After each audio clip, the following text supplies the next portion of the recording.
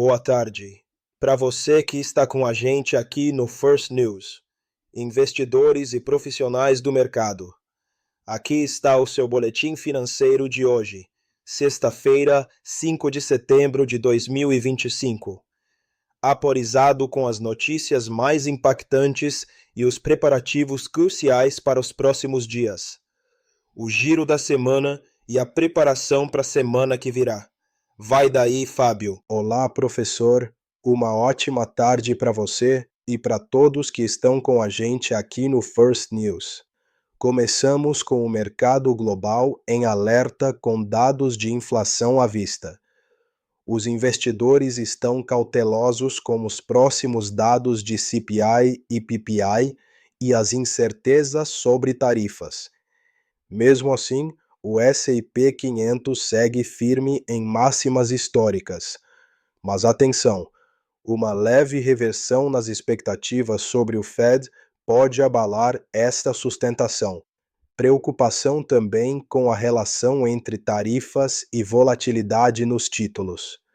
Uma decisão judicial que declara ilegais grande parte das tarifas impostas pelo governo de Trump reabre dúvidas sobre política comercial. Isso, junto com a alta dos rendimentos de longo prazo dos Treasuries, que chegaram a 5%, tem trazido volatilidade ao mercado. Vai daí, amiguinho. Valeu, Fábio. Começo com o payroll de agosto, apenas mais 22 mil vagas criadas.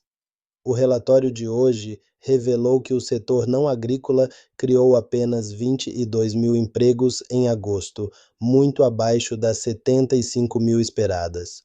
A taxa de desemprego subiu para 4,3% e o relatório indicou perdas em áreas como governo federal e manufatura. Tivemos reações imediatas do mercado. Resultados tão fracos derrubaram o dólar, impulsionaram o ouro a preços recordes que 3.597 por onça e confirmaram expectativas de corte nos juros pelo Fed ainda este mês. Probabilidade de corte de 25 pontos base quase garantida, 50 pontos base também cotado. Futuros do Fed indicam 96% de chance de um corte de 25 pontos base na reunião de 16 a 17 de setembro, e cerca de 14% de chance de um corte maior, de 50 bps. Será?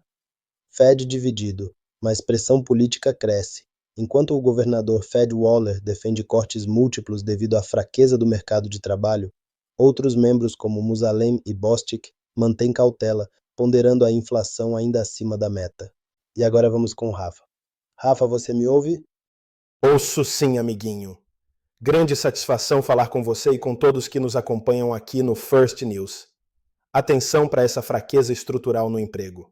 O crescimento modesto de 22 mil empregos representa o ritmo mais fraco de janeiro a agosto desde 2009, exceto 2020.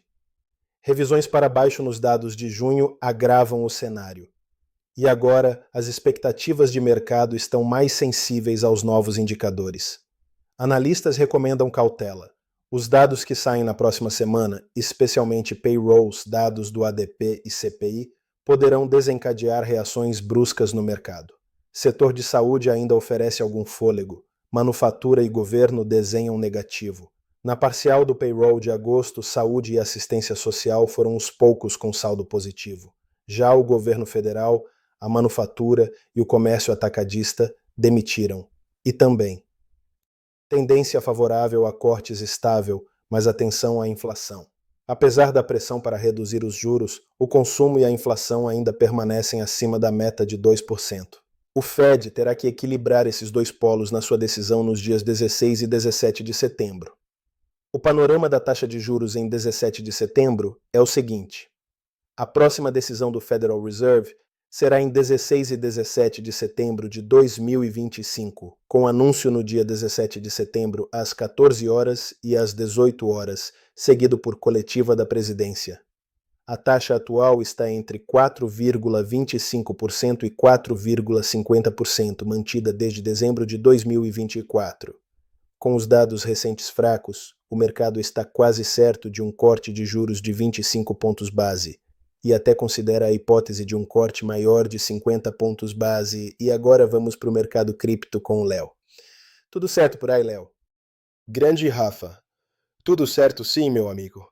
Grande satisfação falar com você e com todos que nos acompanham aqui no First News. Hoje é sexta-feira, 5 de setembro de 2025. Aqui estão as principais manchetes que você precisa saber agora sobre o universo cripto. Bitcoin atinge máxima semanal e aguarda próximo catalisador.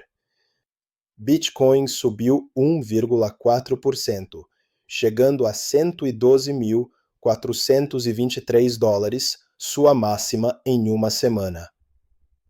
Impulsionado pelo aumento dos volumes com a abertura dos mercados europeus. A atenção agora se volta ao relatório de emprego dos Estados Unidos. Como veio fraco, pode abrir caminho para cortes de juros e benefícios aos ativos de risco como o BTC. Ondo Finance acelera expansão com tokenização de ações e ETFs. O protocolo Ondo Finance lançou Ondo Global Markets, oferecendo mais de 100 ações e ETFs tokenizados dos Estados Unidos para investidores fora dos Estados Unidos. O acesso ocorre em tempo real, com integrações via Trust Wallet, BitGo, Chainlink e Ledger, e planos para expandir para mais de 1.000 ativos até o fim de 2025. Pendle acelera com parceria estratégica e nova plataforma Boros. Pendle está crescendo com força. Uma colaboração com Ethena permitiu a criação de looping lucrativo usando USD na plataforma Aave, empurrando o token para níveis técnicos animadores com potencial de romper resistências e mirar novos recordes históricos. Além disso, o lançamento do Boros sobre o Arbitrum permite que traders apostem nas taxas de funding de BTC e ETH, abrindo novas alternativas de yield. Injective em destaque com forte respaldo institucional.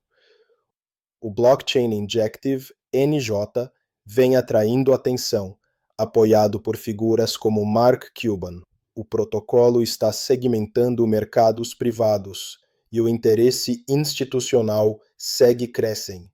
Seu token, utilizado para governança e staking, continua ativo, com potencial de valorização com o impulso de ETFs baseados em ativos.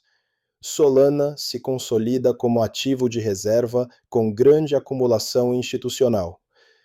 Solana está sendo tratada por instituições como ativo de reserva, com empresas como DeFi Development Corp acumulando mais de 2 milhões de SOL, cerca de 400 milhões de dólares em tesouraria. A expectativa de chegar aos $1.000 por SOL, aliada a rendimentos de staking e sua performance técnica, consolidam seu papel estratégico no mercado.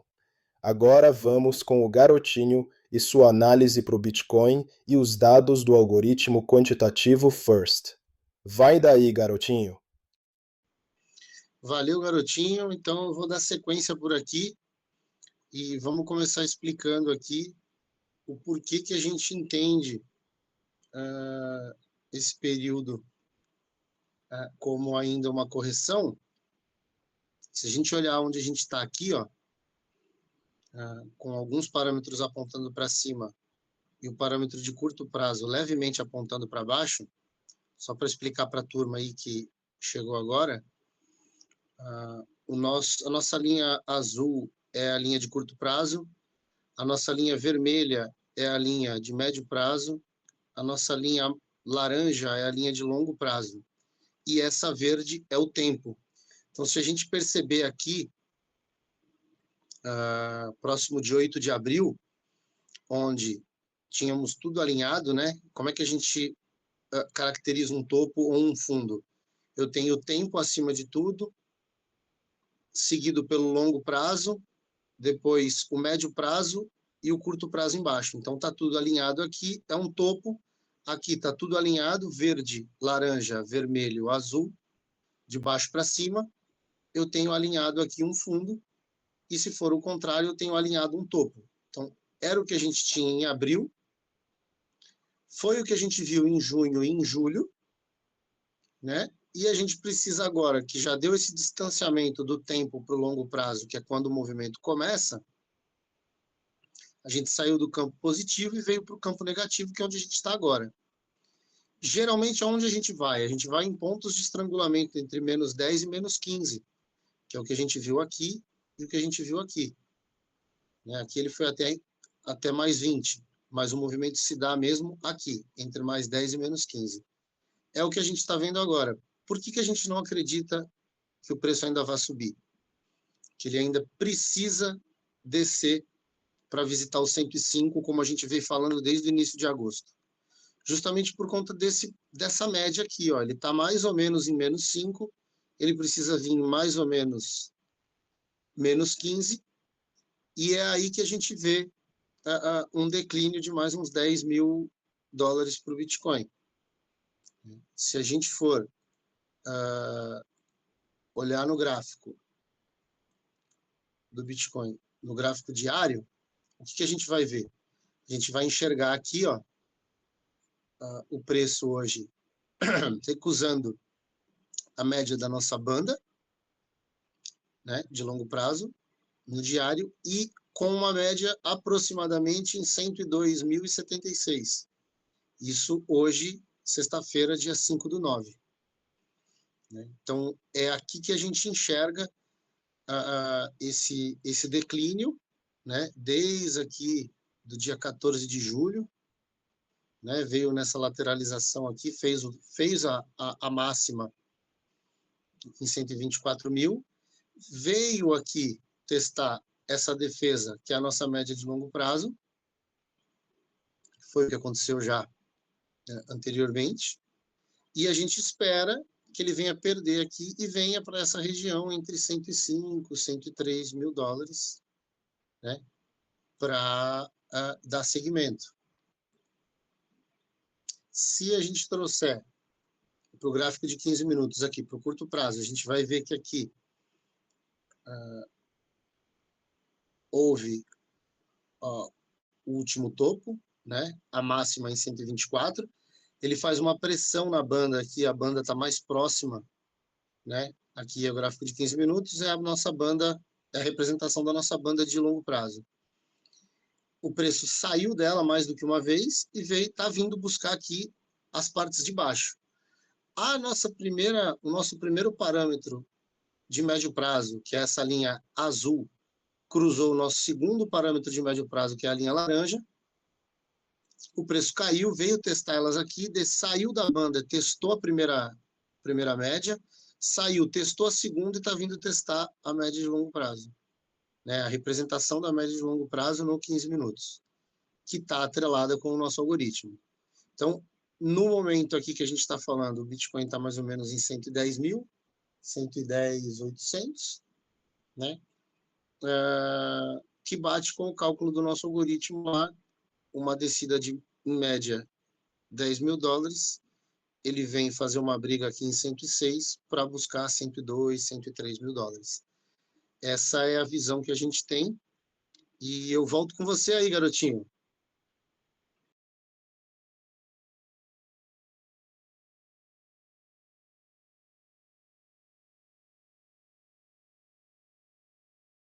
Valeu, garotinho. Seguimos de olho nos acontecimentos de mercado e fique ligado nas nossas redes sociais no fim de semana. Se inscreva no nosso canal, curta, compartilhe.